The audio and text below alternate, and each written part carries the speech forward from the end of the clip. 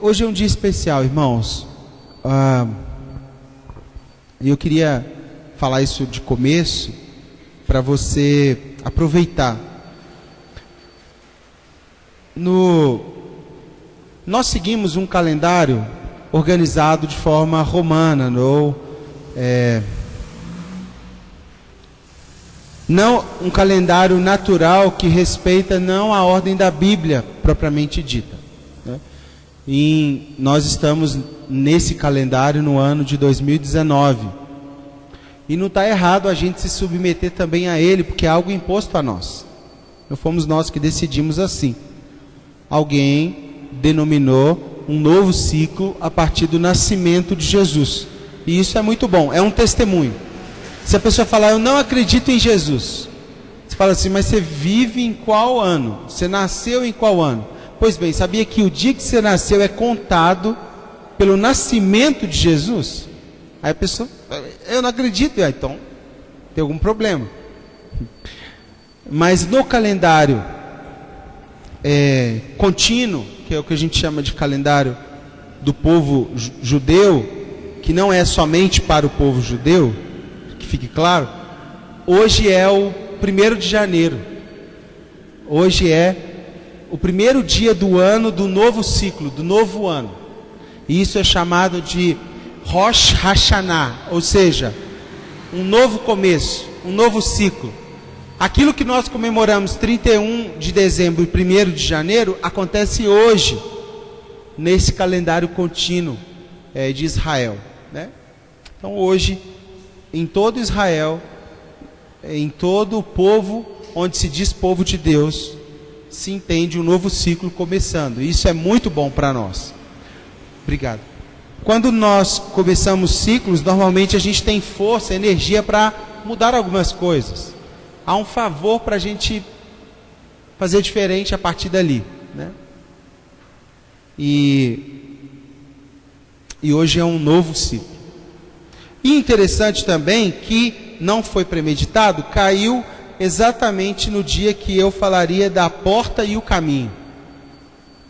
Então, por isso eu peço a sua atenção, né? Mateus 7, versículo 13. Diz assim: entrem pela porta estreita, pois larga é a porta e amplo o caminho que leva à perdição, e são muitos os que entram por ela. Como é estreito a porta e apertado o caminho que leva à vida, são poucos os que a encontram. São poucos os que a encontram. Não sei quanto a você, mas eu nasci espiritualmente num ambiente ouvindo afirmações do tipo: quando Deus quer, tudo flui. Quando é de Deus, você não precisa fazer esforço nenhum. Como se já cantava aquele cantor, né? Como uma onda no mar. As coisas vão acontecendo, porque é Deus. Você não precisa fazer nada, Deus faz por você. E eu percebo que muito raramente nossas orações, elas partem da prerrogativa que há dificuldades. Em geral, as nossas orações, no fundo, ela deseja uma coisa só: facilidades, acesso. Queremos que no mínimo soframos, ou queremos que soframos o mínimo possível para que aquela oração se cumpra na nossa vida. A gente chega a confundir e chamar favor de facilidade. Então a gente olha para aquilo que Deus está fazendo e fala assim: se houver favor, será fácil. Se não estiver sendo fácil, possivelmente não foi Deus. O problema é que, com essa mentalidade, é que podemos demonizar o sofrimento, as dificuldades. Quando somos exprimidos, corremos o risco de achar que Deus também não está lá, ou que não é de Deus. E aí vem as provações e a gente acha que é tudo Satanás, né?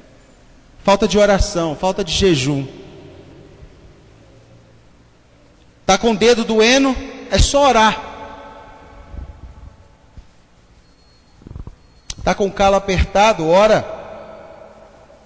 E Deus vai tirar seu calo apertado. E o problema é que essa mentalidade pode nos tirar as indicativas, segundo Mateus 7, 13 e 14, do verdadeiro caminho. Porque o que nós acabamos de ler, irmãos, não pode ser aplicado a esse tipo de pensamento. Ele diz que há um ponto central na dinâmica de ser discípulo de Jesus e de subir a montanha. Há uma característica que amarra toda a história que está sendo ensinada para os seus discípulos. E essa característica é a estreiteza, o caminho apertado. A característica de alguém que está subindo um monte é justo.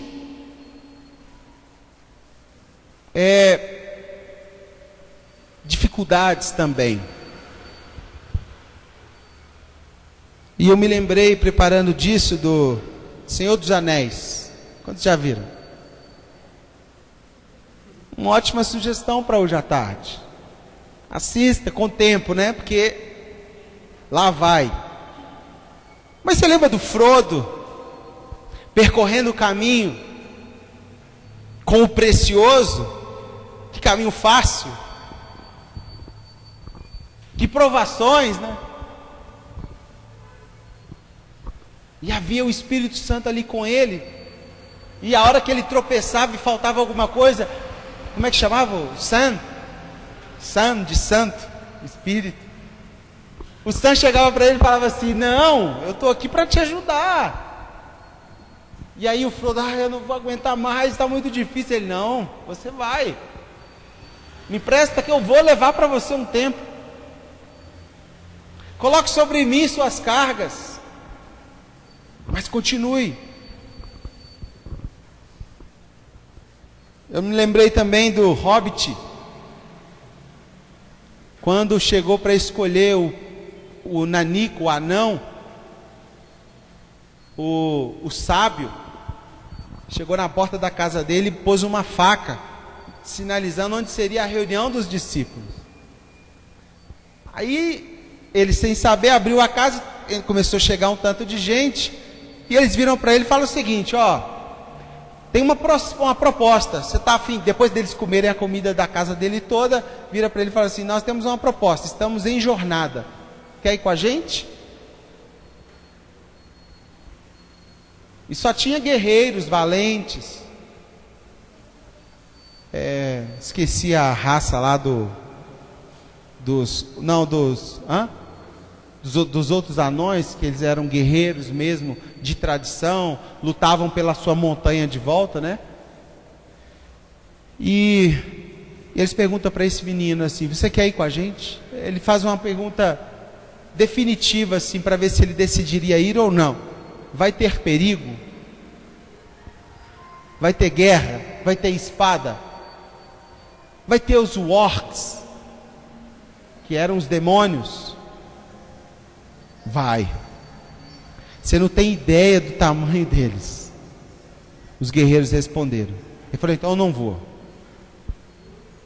Só que pela manhã aqueles homens começaram a sair de casa, pegaram seus cavalos, começaram a ir para a jornada, e aquele anão acordou e não tinha mais ninguém em casa. E ele viu uma carta que falava assim: olha, eu acho que você deveria ir. Se você ler a tempo, nós estamos indo por esse caminho. Ele será difícil, mas você não vai estar sozinho, não. Nós vamos lutar um pelo outro. A questão, irmãos, que Jesus está amarrando todo o sermão do monte é o seguinte: tirem essa perspectiva que ser discípulo, subir montanha, viver o sermão do monte, viver os últimos dias, ser um sinal histórico do reino de Deus, não tem nada de facilidade. Não tem coisa fácil. Porque negar a nós mesmos é um dos tamanhos mais, é uma das provas mais difíceis que existe no mundo. E Jesus estava querendo dizer que a notável característica da vida que nos cercará será o aperto, o caminho justo. E esse ensino requer uma interpretação profunda, mas bem prática para nós. E a primeira lição que eu tirei estudando sobre isso é que a verdadeira vida é estreitada e apertada desde os primeiros lances. A Ana está aqui, me ajude e não me deixe mentir. A Andréia também. A Jaqueline também. Quando uma vida começa a ser gerada, vida, tá bom, gente? Vida. A vida começa a ser gerada aqui dentro da mulher, depois do homem doar a sua semente. E aquilo que é vida começa a apertar lá dentro para tentar achar lugar para uma outra vida, sim ou não? E no começo, a mãe fica assim, não, fico doida que mexe, né? Fica pondo a mão, aí você não sabe se é ele mesmo, se é o bebê ou não que está mexendo, não é assim que funciona? Mas daqui a pouco, você já está assim, não, tira o seu pé daí, ai, tira a mão. E o negócio começa a esticar tudo lá dentro, porque tem uma vida nascendo. Então aquilo que nós chamamos de vida, a sua concepção já é apertada. A gente devia desconfiar daquilo que é vida em facilidade, porque a gente já vem de um aperto. A gente é gerado num aperto. A gente é concebido por um caminho extremamente apertado. Sim ou não? Eu não sabia dessa, mas o crânio da criança é mole e partido para que ele faça o movimento e passe pelo buraco, né? Só que é o seguinte, antes, aqueles que não teve filhos ainda vão ficar meio assustados, mas cuidado para acompanhar a parte normal da sua esposa, porque é uma cena, meu amigo, é punk.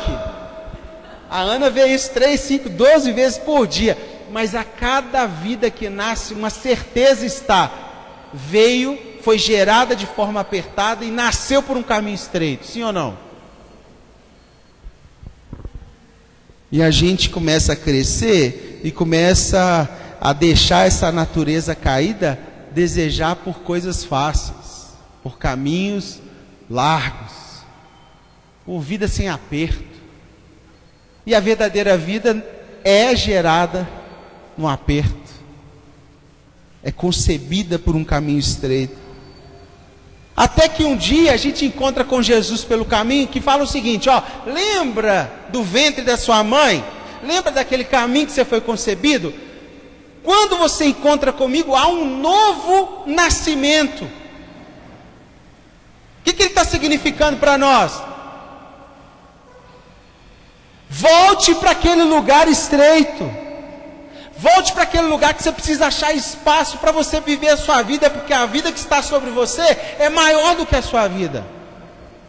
É você que se encaixa nessa vida, não é a sua vida que modela todas as coisas. A primazia é de quem te mantém, não você que mantém quem te mantém. Mas aí vem o pecado, e o pecado está falando para você assim, não, caminho espaçoso, vida regalada, porta larga. E aí o nosso núcleo de vida vai sendo alterado por uma visão pecadora de facilidades.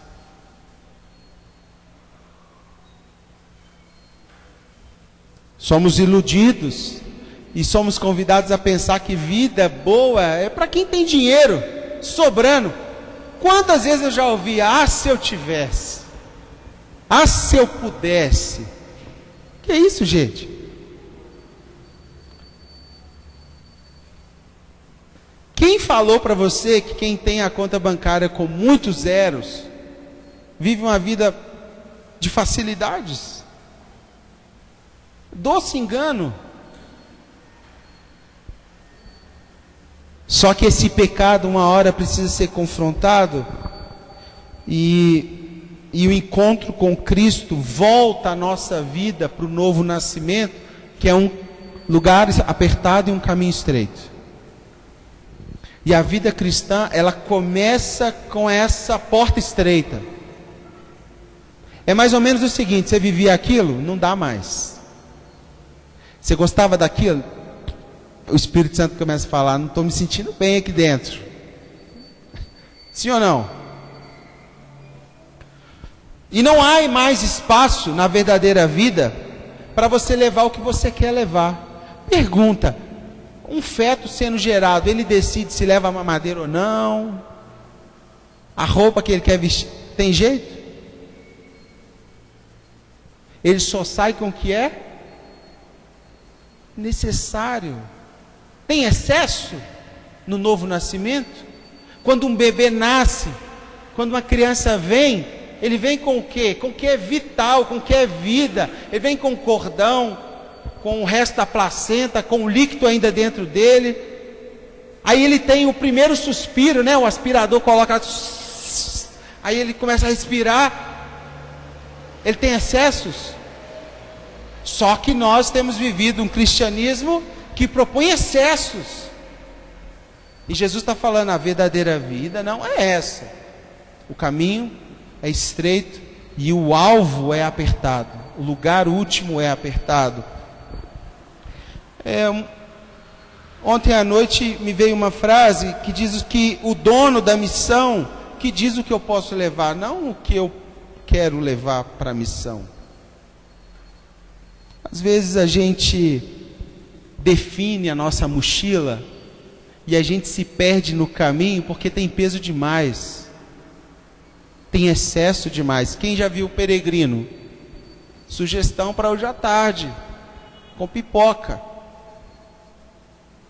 Ele começa com uma mochila gigante, não é isso? Eu levo isso, levo isso, levo isso, levo isso. E aí, com o passar do tempo, ele vai vendo assim: nossa, está pesado demais. Será que eu precisava disso mesmo? Então, o caminho que Jesus está nos chamando é um caminho que os excessos vão ficando para trás. Que a bagagem, o excesso de peso, que a gente acha que é necessário e na verdade não é, vai ficando. Então, a primeira coisa que eu aprendi, então, foi que a verdadeira vida começa apertada e ela nos propõe uma nova vida apertada também. Novo nascimento, sinônimo de porta estreita e caminho apertado. É o que Jesus está falando para os seus discípulos. Segunda coisa que eu aprendi é que uma coisa é abandonar a multidão. Porque aqui no texto diz que muitos entram pelo caminho largo, pela porta larga, pelo caminho largo. Muitos, multidão. Então uma coisa é abandonar a multidão, outra coisa é abandonar o caminho da multidão. Presta atenção. Uma coisa é abandonar a multidão, é você falar que é discípulo, que entrou na porta estreita. Outra coisa é você abandonar esse caminho largo. Moralmente, irmãos, isso é uma falácia, inclusive praticada desde o monasticismo. O que eram os monastérios? O monastério tinha como regra separar pessoas da vida impura. Então eles achavam o seguinte: se você quer se tornar um espiritual, um homem bom, espiritualmente falando, você deve romper com o seu sistema mundano e morar num monastério, que na verdade é um sítio, uma montanha, e viver sozinho lá. Deu certo? E por que não deu certo? Porque esses monges em formação rompiam com o sistema relacional de caminho largo, mas levavam o caminho dentro de si. E o mundanismo que eles tentaram romper, foram com eles. Há pessoas que saem de grupos, rompem relacionamentos, trocam as suas companhias, mas suas ações continuam sendo de caminho largo. Estão sozinhas, mas fazendo coisas de caminho largo. Não são discípulos. Continuam manifestando perdição, libertinagem, irresponsabilidade, pecaminosidade. Por quê? Porque elas saíram do mundo, mas o mundo não saiu delas.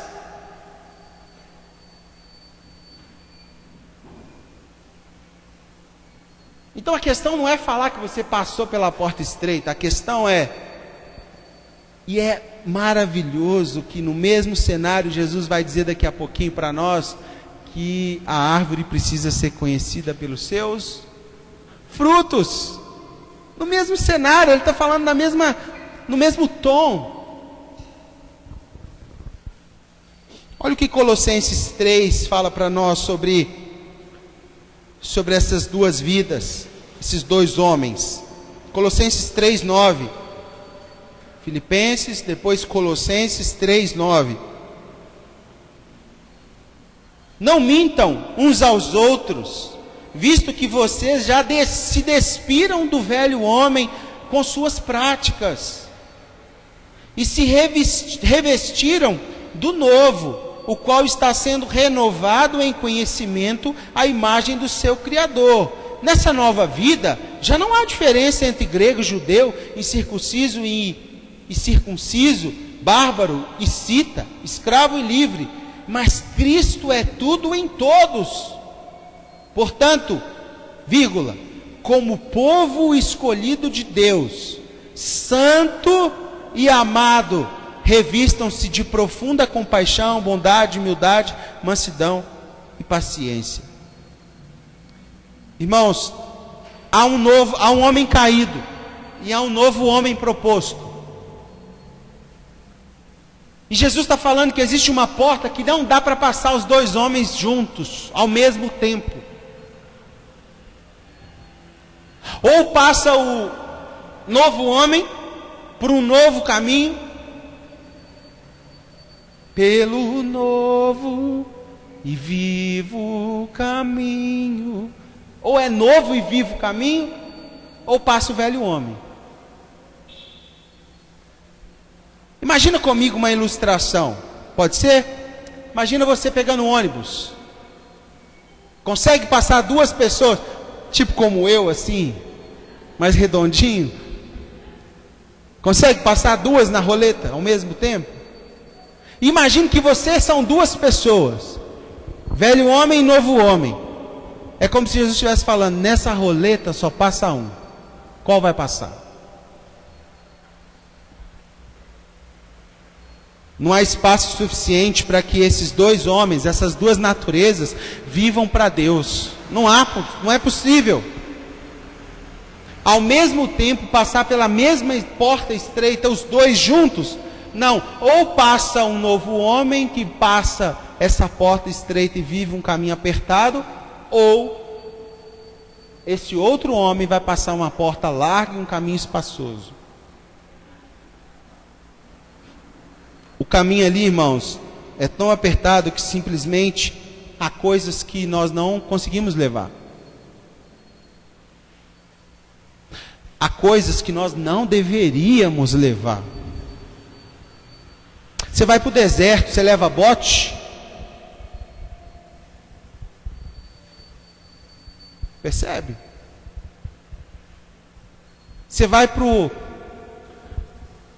Vale do Piancó, tem nem água direito, você vai levar videogame?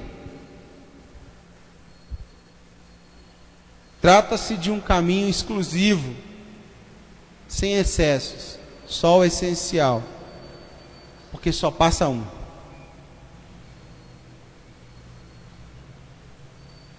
Então, a segunda coisa que eu aprendi foi que uma coisa é abandonar a multidão, outra coisa é abandonar o caminho da multidão. Tem muita gente falando que passou pela porta estreita e está andando num caminho espaçoso. E isso não é possível. Ou você passou a porta estreita e está vivendo uma vida que todo dia solicita que você mude, que seja melhor. Eu não estou chamando você a perfeccionismo, eu estou chamando você a arrependimento. É uma vida em arrependimento, hoje melhor do que ontem, amanhã melhor do que ontem, está entendendo? Todo dia um pouquinho melhor, com mais caráter de Cristo. Um novo homem, que as suas práticas são conhecidas no céu, que os seus passos são conhecidos no céu. A terceira coisa que eu aprendi é que a maneira de viver cristã é difícil, pessoal. Tem gente que me considera pessimista. Não, eu não me considero pessimista. Eu me considero um pouquinho realista. Porque o cristianismo não se trata de uma vida fácil. Sabe por quê? Simplesmente porque ela é gloriosa e maravilhosa demais para ser fácil. Eu não sei quanto você, mas eu não gosto de coisa fácil. Você gosta? Tem gente que gosta. Desde novinho sempre fui feio, mas era sempre a mais difícil que, né? De que eu vi a Rebeca daquele jeito, fui conversar, ela, não, pode ficar, conversa daí. Aí eu falei, opa. Vamos namorar? Eu falei, que namorar, meu filho? Orar. Você tem joelho? Ora. Ora bastante, viu? Aí fui na casa dela conversar com o pai dela, o que você está querendo com minha filha? Falei, não, estou querendo minha amiga tal, estou querendo daqui 1 ano ficar noivo. Você está doido, você tem que orar demais. Caminho fácil, quer? Para pegar na mão, irmãos. 3 meses depois de estar namorando, pegar na mão, na Pampulha, Lagoa da Pampulha, para pegar na mão. Assim, ó, com medo de não tomar um tapão. Peguei na mão, ufa, aleluia, glória a Deus. Não é mais gostoso? Difícil, não é mais gostoso? Sabe por que a vida cristã não é fácil? Porque ela envolve viver como o próprio Jesus Cristo viveu. Ou você quer ser chamado de cristão, você precisa viver a mesma vida de Jesus. Porque cristão significa pequeno Cristo, e a vida dele foi fácil? A via dolorosa foi dolorosa mesmo, ou foi colônia de férias, né, pessoal, chamada Getsemane? Não sei a você, mas são medíocres os que gostam somente das facilidades.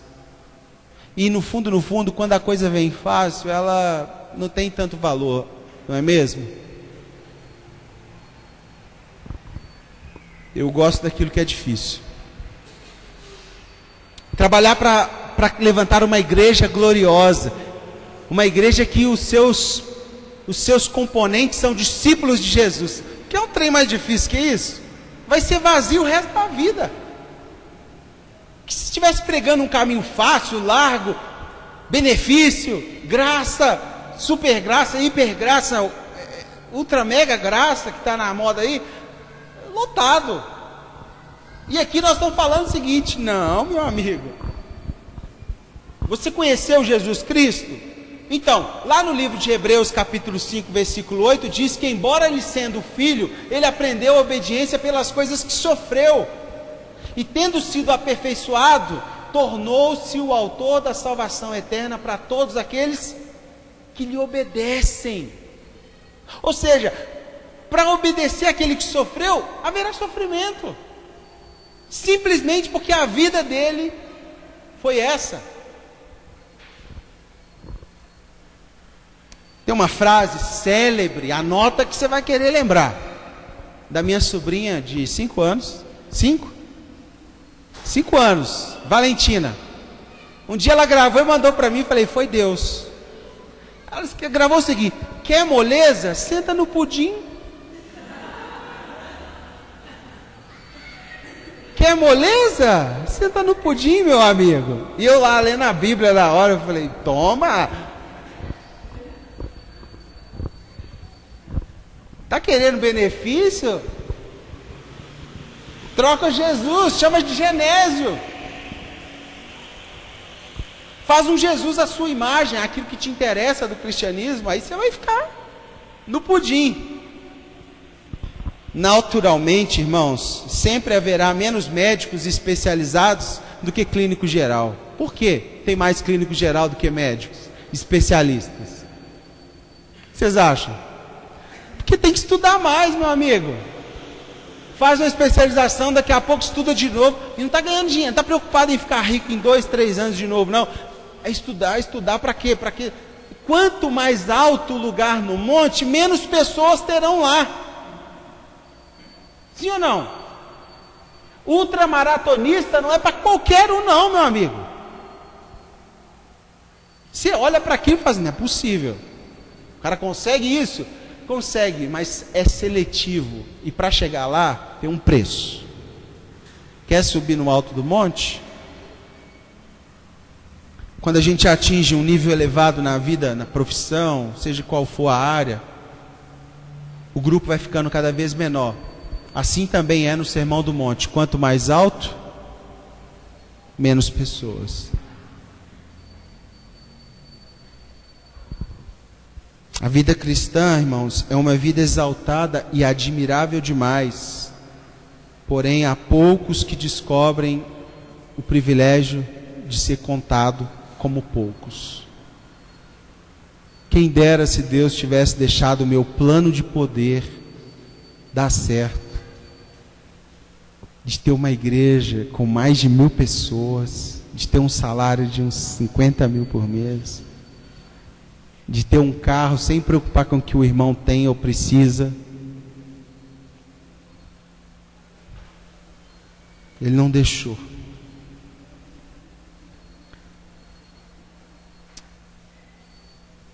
E uma coisa que me espanta é que tem um texto de Jesus que sempre deu nó na minha cabeça. Mateus 10, 34. Abre lá comigo.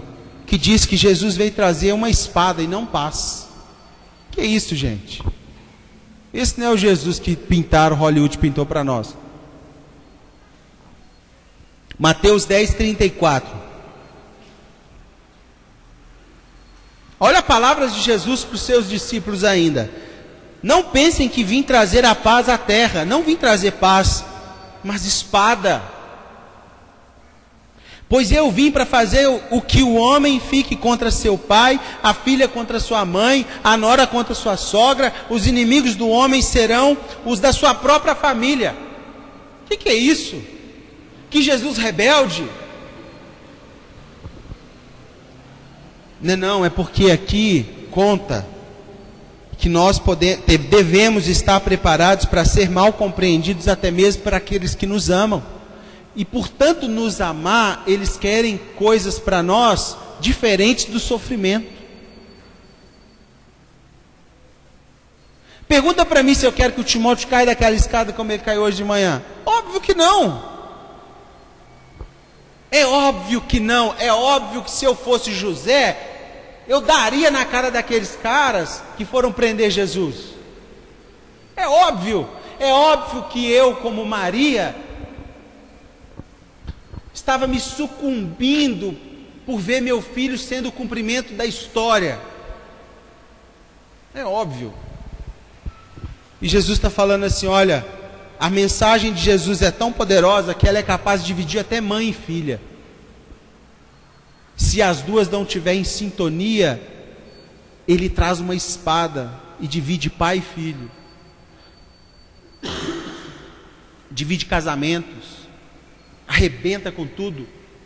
Por quê? Porque o chamado dele, a consciência do Espírito dele, da missão dele no nosso coração, se torna maior do que qualquer pessoa ou coisa. Porque fomos separados para o Senhor e para uma missão extremamente elevada. Tem uma frase que diz que o verdadeiro problema do cristianismo não é o ateísmo, nem o ceticismo, mas é o cristão que não dá testemunho e tenta contrabandear sua alma para o céu. Acha que viver esse caminho largo o resultado dele tem outra porta. Aí ele entra por uma porta larga, está num caminho espaçoso e acha que ainda no final vai ter outra porta. Puxadinho, gente. Existem duas portas, apenas duas portas. E a vida cristã, ela é estreita do começo ao fim. Ou vocês acham que a volta de Jesus vai ser com facilidades? Nós, como último povo, última geração, vamos, como alguns acreditam, o escapismo, vamos ser tirados e não vamos sofrer nada.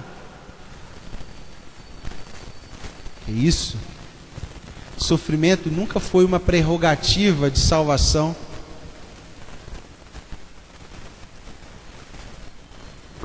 Dizer que você não vai sofrer não significa que isso é salvação. Basta olhar para Jesus. Para Ele salvar a humanidade, Ele se isentou de sofrimento? Tem pessoas que acham que tem como tirar férias do caminho estreito. Não, deixa eu dar uma colônia de férias aqui no caminho largo, depois eu volto. Não tem jeito, sabe por quê? Porque primeiro você passa por uma porta e depois é o caminho. Aí você já está dentro dessa porta. Como é que você vai voltar e mudar? Não, você teria que voltar e passar por uma porta estreita para entrar para um novo caminho.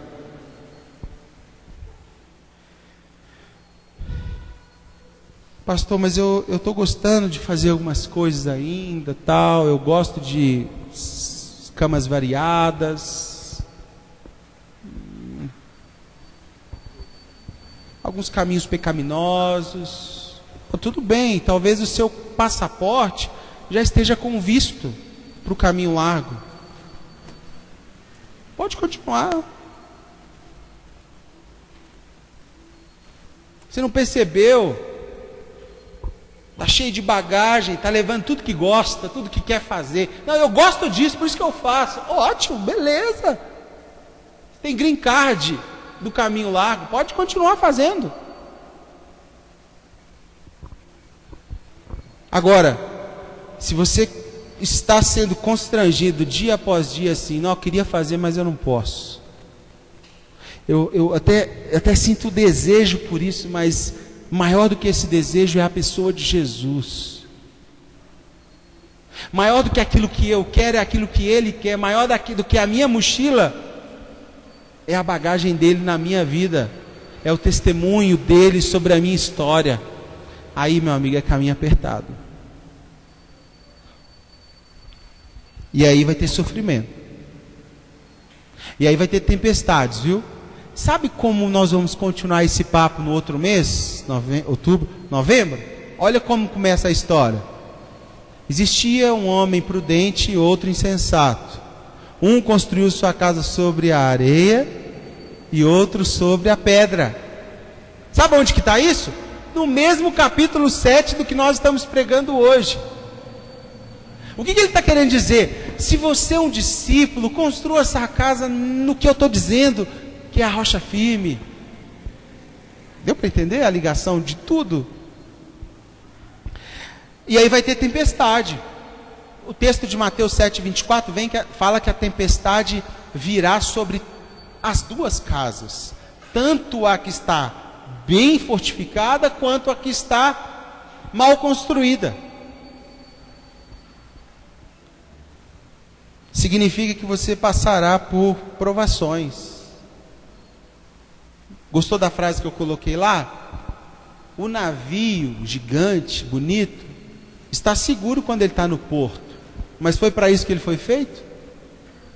E você acha que você, feito num lugar apertado, saiu por um caminho apertado, foi para isso? Foi para viver regaladamente que você foi feito? O novo nascimento é um caminho de volta a esse lugar apertado e esse caminho estreito. Pastor, mas você está me desanimando.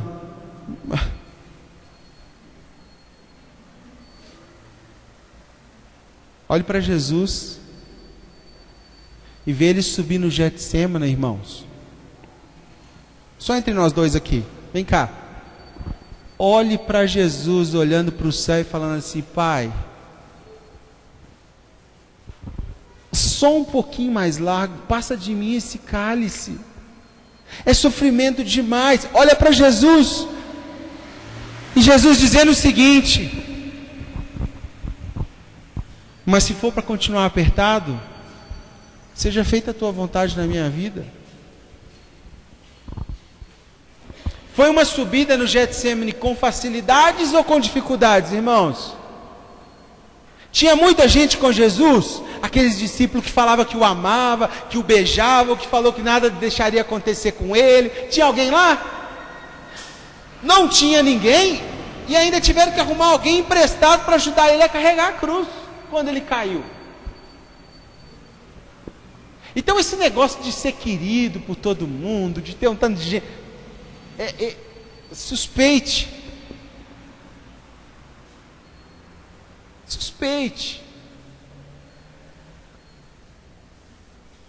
Foi espinhoso o Getsêmani. Tinha muitos admiradores fiéis? Ou tinha um tanto de gente assim, ele não vai dar conta? Essa cruz é pesada demais para ele. Ah lá, se ele fosse o filho de Deus, aos escárnios, se ele fosse filho de Deus, ele desceria de lá. Não é assim que a gente escuta? Se ele fosse crente, ele faria de outro jeito. E Jesus, mesmo assim, continuou engatinhando pela via dolorosa, por mim e por você. Para um dia nos dar o privilégio de sermos chamados cristãos, pequenos cristos. Quantos têm coragem de se denominar cristão aqui? Seguidores do Cristo sofredor, do servo sofredor, que ao longo de todo o caminho deixou suas gotas de sangue para nos salvar.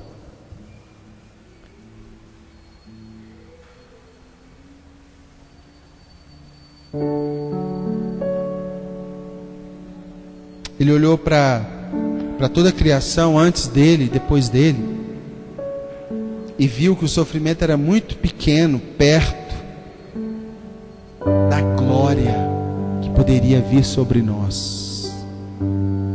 Que coisa maravilhosa. Ele olhou para a tribulação da cruz e falou: isso aqui por eles é pouco. Porque 2019 anos daqui a pouco vai ter gente reunida numa comunidade que vai precisar lembrar do que eu fiz. E se eu desistir agora, tudo será perdido.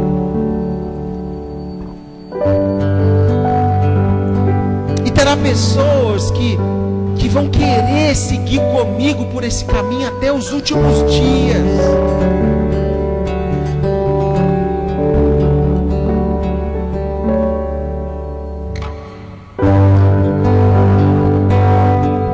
Literalmente darão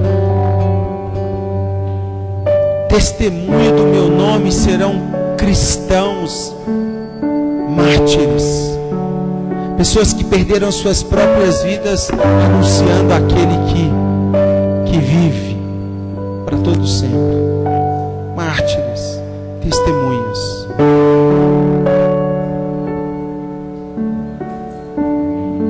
E hoje, nessa data especial de Ano Novo, cabeça do ano, Rosh Hashanah, significa cabeça do ano, ou início de um novo ciclo.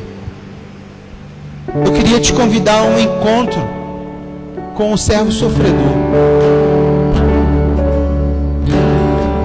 E talvez isso pode mudar a nossa dinâmica de relacionamento com o sofrimento,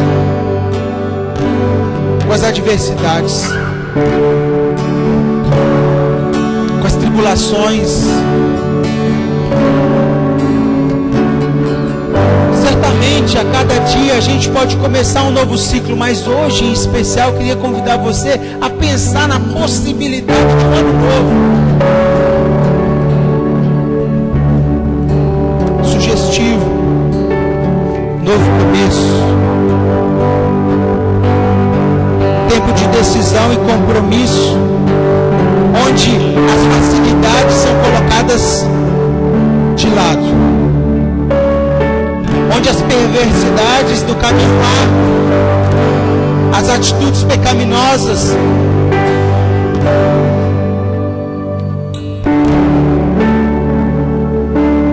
são constrangidos pelo Espírito de Cristo.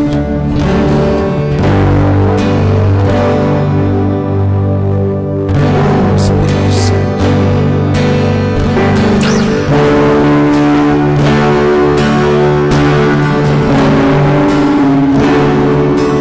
Quem creu nessa mensagem e a quem foi revelado o braço do Senhor, diante de todos como um broto e como uma raiz saída de uma terra seca. Ele não tinha qualquer beleza ou majestade que nos atraísse, nada havia em sua aparência para que nós o desejássemos. Ele foi desprezado e rejeitado pelos homens, um homem de dores e experimentado no sofrimento. Alguém de que os homens escondem o rosto, ele foi desprezado e nós não tínhamos nenhuma atração por ele. Mas sabe o que ele fez naquela tarde cinzenta? Oh, aleluia. Ele tomou sobre si as nossas enfermidades. Sobre si ele levou as nossas dores, as nossas doenças. Ele levou as nossas feridas externas e internas.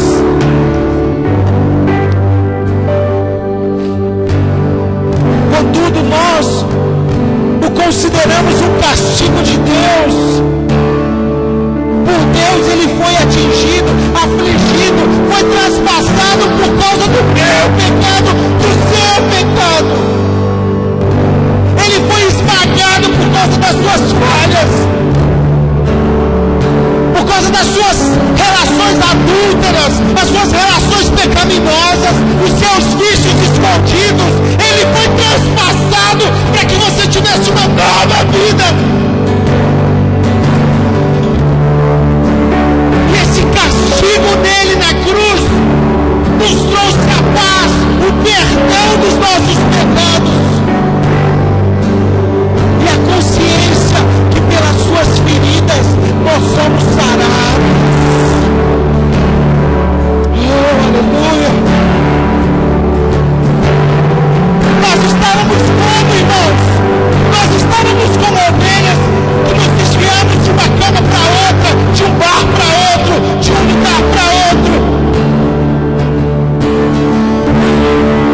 até que o pastor das nossas vidas, oh, aleluia, o pastor das nossas vidas nos juntou para si e fez um novo caminho. Oh, chegará. E para isso Deus fez cair sobre ele a iniquidade de todos nós. Oh, chegará.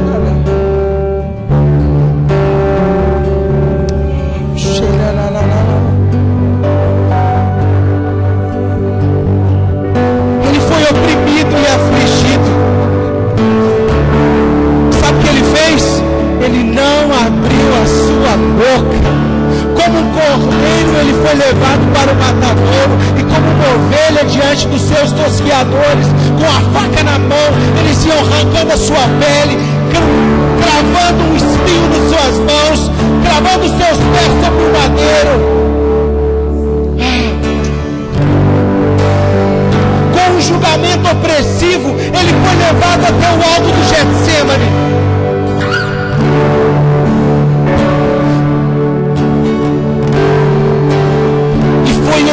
eliminado da terra dos viventes,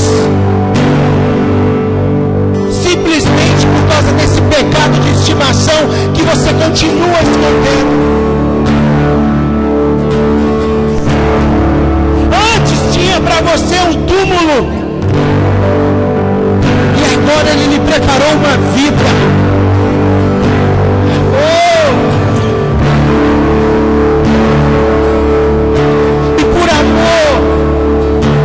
Da vontade de Deus esmagar seu próprio filho e fazê-lo sofrer, embora ele não tivesse feito nada.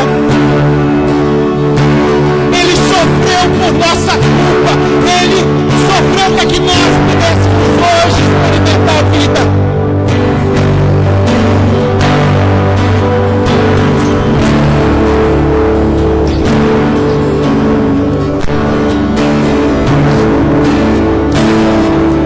Depois do sofrimento da sua alma, Ele viu a luz.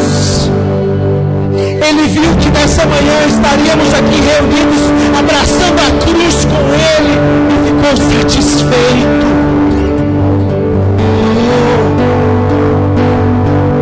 Não sei se isso mexe com você,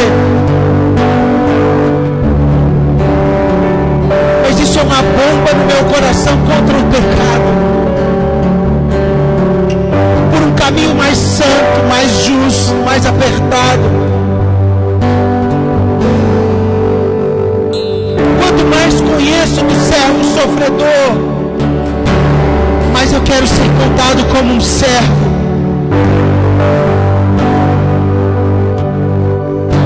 E diz o texto que Ele nos dará uma porção entre os grandes. Ele dividirá da sua herança conosco.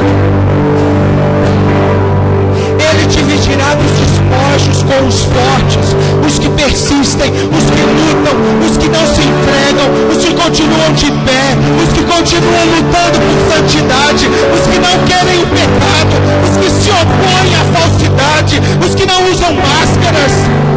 Enquanto Ele derramou a sua vida até a morte, foi contado como transgressor, mas nos deu uma nova vida.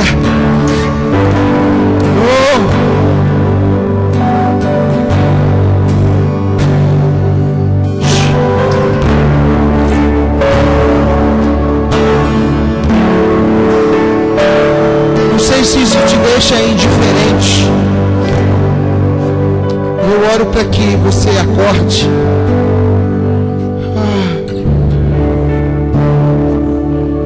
Desperta-nos, Pai. E faça sentido para nós cada gota do seu sangue naquela cruz.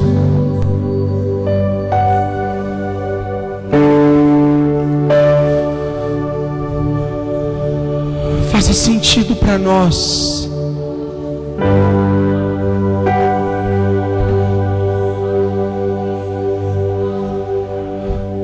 Faça sentido para nós o seu olhar de amor e compaixão pelos seus agressores na cruz. Faça sentido para nós o ter de motivos de alegria, passardes por muitas provações,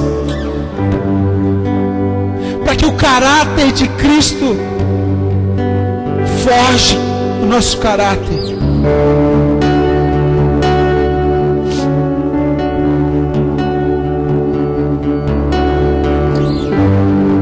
Com o espírito quebrantado, eu te convido a tomar os elementos da ceia. Você cear como você nunca ceou antes.